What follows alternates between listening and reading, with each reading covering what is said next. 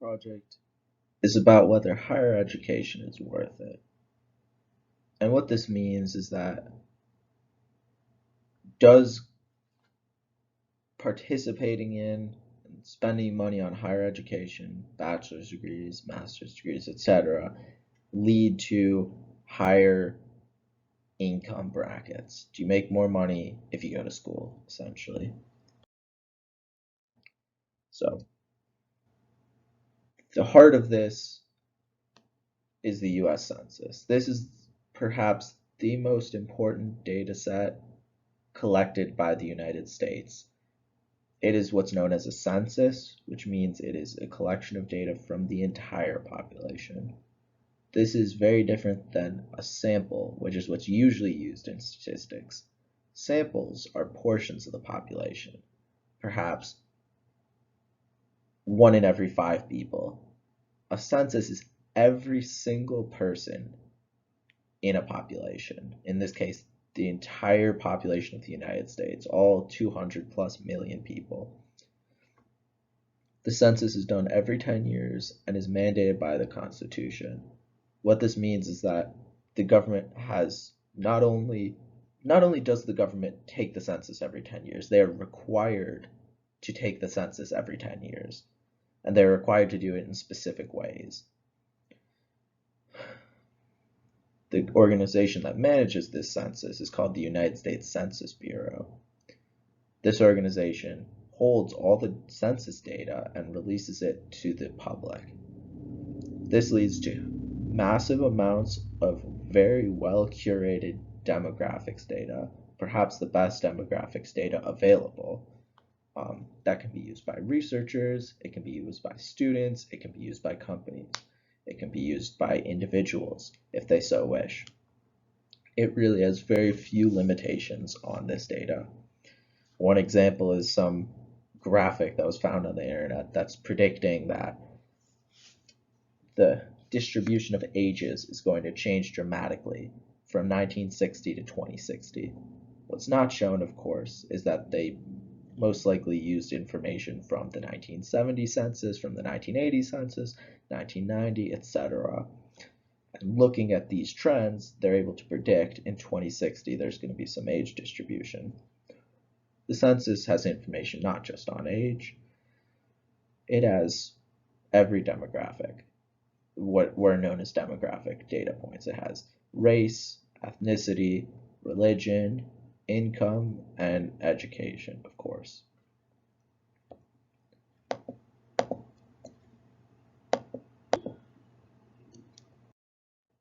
So there are many actors who care about whether education is worth it. The three most important of these are policymakers, students, and educational institutions. Often parents will argue that they are important actors, but those who participate in education either as a student or as an institution know that often they just get in the way. So for policymakers, the value of education is incredibly important for two main reasons. The first is that they want votes. And if they support educational institutions that are linked to good outcomes, most likely those people who attended those institutions will vote for those policymakers. And if they don't, if the outcomes are bad from these institutions and these policymakers promote them, then they're going to get a lot of flack and they're going to lose votes. They also need to know how to distribute money. The largest schools in the United States are public research universities like Colorado Boulder, University of Minnesota, many others, University of Illinois, and yeah. And all of these schools are supported in part by the state and by federal governments. Now, of course, students also care about the worth of colleges for a very different reason. Fundamentally, they don't want to waste their money. Well, there are definitely people who attend school for the pure passion of it. At the same time, we live in a society where school is very expensive, and it's not worth spending $200,000 for a bachelor's degree simply because you think you enjoy the topic if you're not at least most likely going to make more money. So for students, it's incredibly important. For educational institutions, they need to appear as if they're worth it. For them, it doesn't necessarily matter if we're talking solely in the financials. It doesn't matter if they are worth it. It matters if they appear worth it, because if they appear worth it, more students will apply. So for the data, just quickly, here's just a snapshot of some of the clean and the raw data. The clean data is on the left and the raw data is on the right. The top data set is a labeled data set from an old census. The bottom is an unlabeled data set from the 2020 census. This is data from 2 years ago, very recent. Just the headlines, there are many things that can be seen in these little circles, just some missing data points in the raw data. Most likely, the most important is that in the census data, in the lower right-hand corner, the column names are meaningless. They're these codes that the United States Census internally in the data uses to identify different variables. So one of them is high school dropout rate, one of them is graduate degree rate, etc. And these are important for gathering the data, but they're not important for understanding the data. And as such, they were changed. There's also some other excessive information that was removed and some glitches that happened, but those are unimportant for this project. So first, for findings, let's look at association rule mining. Association rule mining takes data, unlabeled data, and looks for associations probabilistically. The way this works best is if there are categories. The best analogy is a shopping basket. If everyone at a store who buys peaches also buys apples, peaches are associated with apples. With numbers, it doesn't really make sense. 2 can't really be associated with 4 because they can mean a million different things depending on the variables. So in this case, the data was encoded in a fairly simple way. They're high, low, education, income, and the category. For example, high education in category 4 means the 4th education category, because there are many of them, as were in the last slide, has a high value compared to the other districts. This isn't so important, but it makes the results that look immediately to be very confusing to actually be simple. Essentially, just looking at the first result, it says that high education in the 4th category, low education in the 1st category leads to high income in the 9th category. What that means is that high education has high income. There are also some rules that say if there's high lack of education or high school dropout rate, it leads to low income. As discussed earlier, this conforms to what is generally thought by the public and by researchers, since this is not a novel field. Clustering is another model that takes data points and looks at what data points are near each other.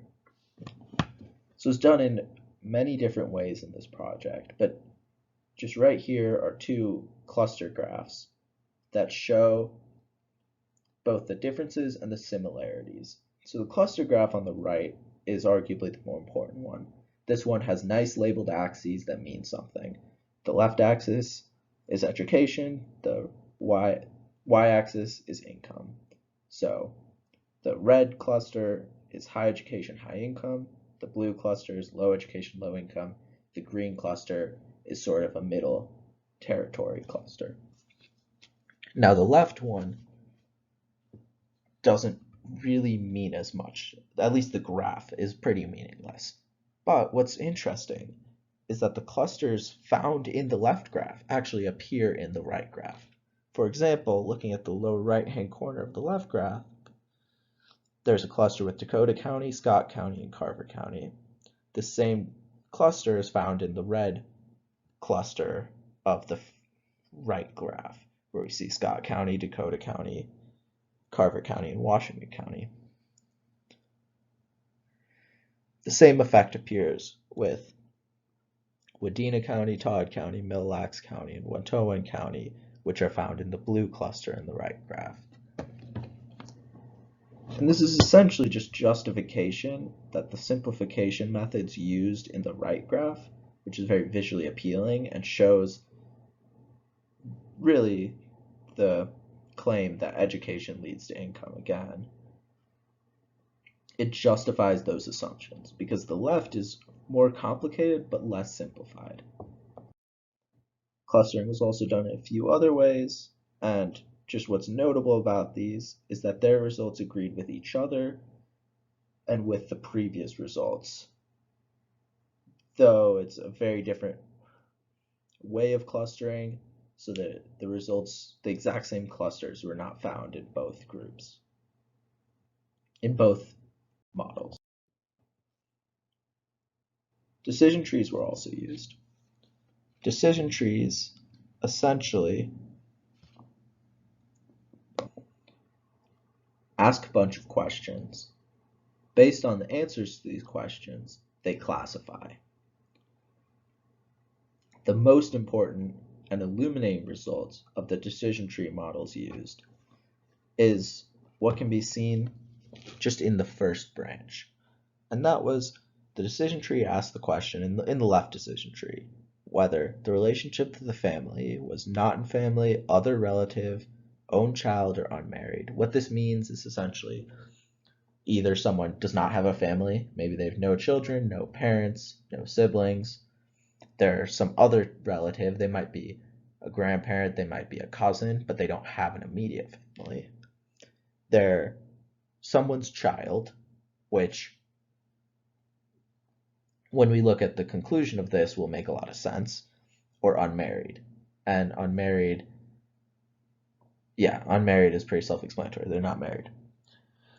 So if someone falls into these categories, according to this decision tree, 82% of those individuals are making less than $50,000 a year. And that's huge for a few reasons. One, it has nothing to do with education, which is what was looked at in the other models and is the sort of whole point of the project.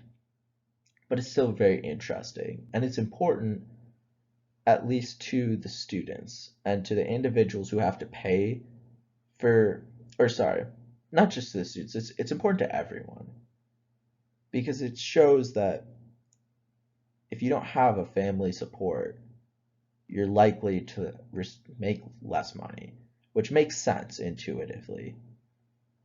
It's not a shocking conclusion, but it's different than what was set out to be proved, so it's interesting.